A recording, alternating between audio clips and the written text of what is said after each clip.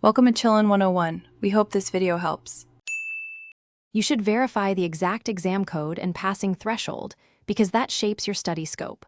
Once done, align required hands-on experience, aim for 3 to 6 months of labs or practical projects, and pick the learning path that fills gaps.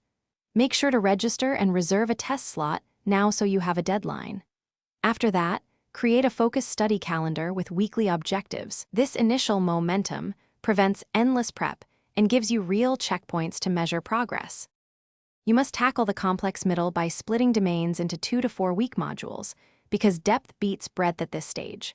Once you finish a module, run hands-on labs to cement concepts and log results. Make sure to take timed practice exams weekly. Review every missed question to find knowledge or exam strategy gaps. Also create concise notes of key commands and architectures so revision is fast. This targeted repetition converts passive reading into usable skills when under time pressure. You should taper intensity 48 to 24 hours before the test. Review summaries and sleep well because recall and focus are core to performance. On exam day, start with quick passes.